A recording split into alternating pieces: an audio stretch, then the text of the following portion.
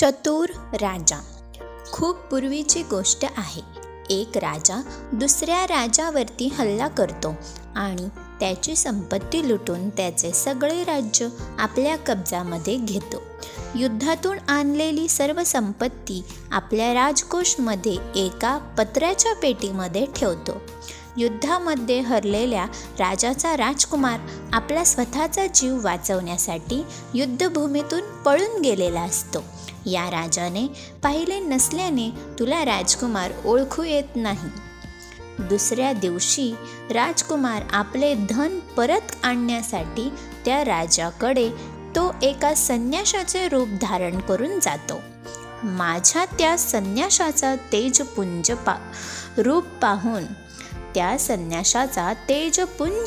पाहून त्याचा चांगला पाहुणचार करतो व त्याला राजशाही वागणूक देतो. तो संन्याशी नसून राजकुमार असल्याने तो आपला आणलेली संपत्ती घेऊन तिथून फरार होतो. तेव्हा त्याच्या खजिन्याच्या चोरीबद्दल राजाला कळते तेव्हा खूप दुःख होते. जेव्हा त्याच्या खजिन्याच्या चोरीबद्दल राजाला कळते तेव्हा खूप दुःख होते. त्याचा प्रधान राजाला म्हणतो की महाराज, आपण का दुःख व्यक्त करत आहात?